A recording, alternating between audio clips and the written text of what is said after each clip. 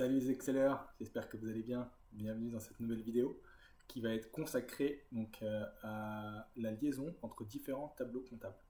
Donc on va lier à la fois le compte de résultat, le bilan comptable et le tableau de flux de trésorerie. Donc dans cette première partie, on va s'occuper du compte de résultat et dans la seconde partie, nous allons nous occuper du bilan et du tableau de flux de trésorerie. Ce que j'aimerais qu'on ait à la fin du premier cours, c'est de remplir ce tableau-là.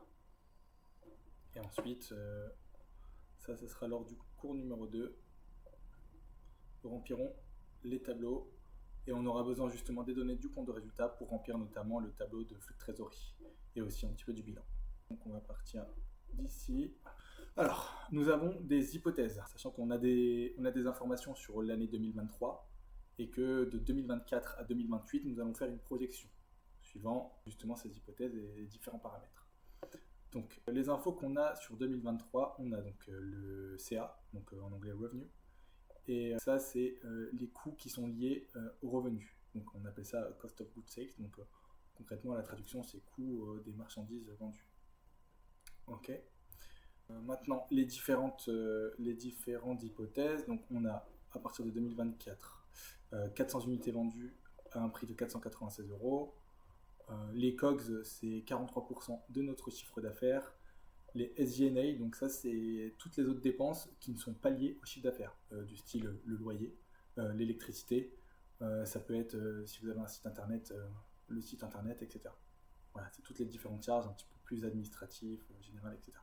Et enfin, le taux fiscal, donc tax rate, de 21%. Donc ça va être sur la partie chiffre d'affaires. Donc, pour remplir ce tableau, on va faire donc le revenu 2024, c'est bien égal aux unités vendues multipliées par leur prix. Ok. Et on a dit que les COGS, c'était égal à 43% du revenu. Je mets un signe moins parce que je vais avoir un chiffre négatif pour pouvoir faire des sommes. Il y a plusieurs manières de monter un tableau. On aurait pu mettre que des chiffres positifs et dire que le gross profit, c'est bien la différence entre les deux. Mais moi, je préfère ça, comme ça, je vais pouvoir mettre des sommes. Donc là, ici, j'appuie sur Alt et Entrée en même temps. Et voilà, ça me fait déjà la somme automatique. Voilà. Et ce que je vais faire maintenant, c'est que je vais prendre ça et je vais tirer sur les années suivantes.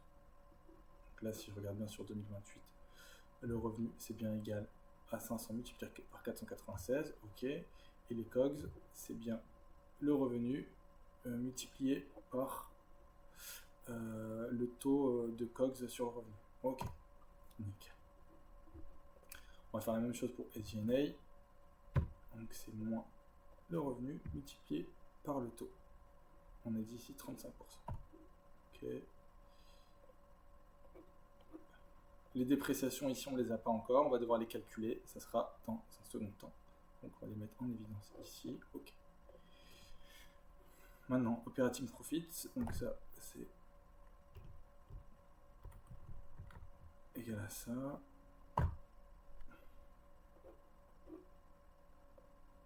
Les intérêts. Donc les intérêts, on ne les a pas calculés. Ici, dans le bilan, on a la dette à long terme qui s'évalue à 40 000 par an avec un taux d'intérêt de cette charge à 7%.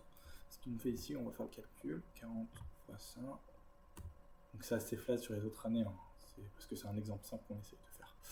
Ok, donc 2800. Et ici, on va mettre égal, vu que c'est une charge, moins ça. Ok. Donc on a un débit qui est la somme de ça et ça. D'accord. Maintenant, il ne nous manque plus que tout ce qui est la taxe, donc le côté fiscal. Donc on a dit que le fiscal, c'était donc les bits multiplié, donc je vais mettre un moins ici parce que c'est négatif, multiplié par le taux 21%. Et le net income, c'est la différence entre les deux.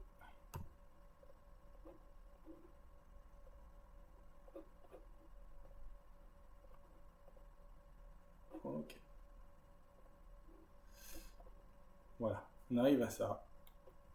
On a le résultat net donc pour les années. Il nous manque juste une information qui est les dépréciations. Et pour avoir les dépréciations, que le nombre d'années d'amortissement est de 10 ans pour les actifs existants et de 10 ans pour les nouveaux actifs, donc ceux-là. Okay.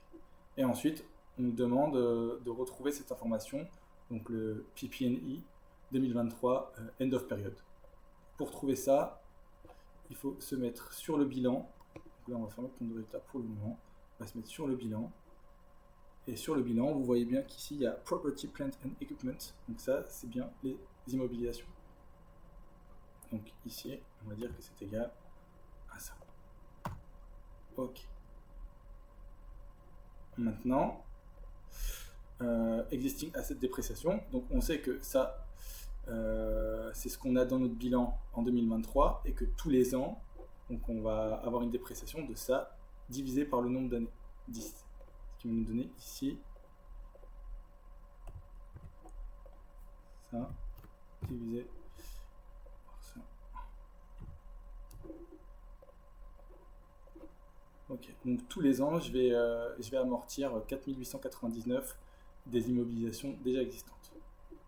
Maintenant, on veut avoir les dépréciations des nouveaux actifs. Donc pour ce faire, on va prendre ceci, on va faire un CTRL-C, et on va se positionner ici, et on va faire un clic droit, collage spécial, transposer. Ok. Donc, sur ces 15 000 euros, on sait que l'immobilisation elle va commencer en 2024. Donc, dès la première année, on va pouvoir faire 15 000 qu'on va figer en colonne uniquement. Voilà. Et on va diviser par le nombre d'années ici. Et là, on peut figer complètement. 1500. Et là, on tire. Ok. Donc, ça veut dire que sur ces 15 000, pendant les 10 prochaines années, à partir de 2024, je vais déprécier 1500 euros chaque année. Donc pour le 12 000 qui est de 2025, c'est la même chose, sauf qu'on part de 2025, et là on tire. Les 10 000, c'est à partir de 2026. Ok. 2027, il y a 7500 supplémentaires. Et en 2028, il y a ça.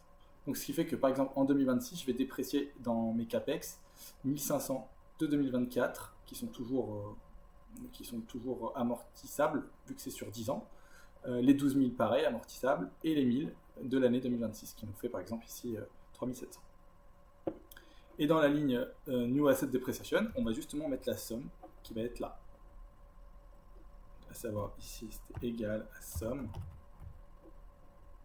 Voilà. Et là, ce qu'on va faire, c'est qu'on va tirer. Ok. Et maintenant, notre total dépréciation, on sait que c'est les dépréciations de l'existant plus les nouvelles dépréciations. Donc on fait Add Entrée. Voilà. CTRL-C, CTRL-V. Et on a nos dépréciations qu'on va pouvoir ajouter dans le compte de résultat. Alors, donc je vais juste fermer ça 2 secondes. Et je vais rouvrir l'Income Statement, donc qui est le compte de résultat. Et ici, dans la ligne dépréciation, je vais dire que c'est égal à moins, parce que les dépréciations sont négatives, ici. Et là, je vais tirer. Ok, donc là, ici, je peux enlever aucun remplissage. Nickel. Voilà. Dans cette première partie, nous avons rempli le compte de résultat, donc étape par étape, en comprenant bien tous les enjeux. Donc maintenant, une fois qu'on a ça, on va pouvoir préparer le bilan et l'autre flux de trésorerie dans une seconde vidéo. J'espère que ce contenu vous a plu. Si c'est le cas, n'hésitez pas à mettre un j'aime, de partager la vidéo ou encore d'écrire un commentaire pour que j'ai du feedback derrière et que je puisse faire de nouveaux thèmes et de rendre plus qualitatif mon travail. Je vous remercie encore pour le temps passé à regarder cette vidéo et je vous dis à très vite les Excellaires. Bye.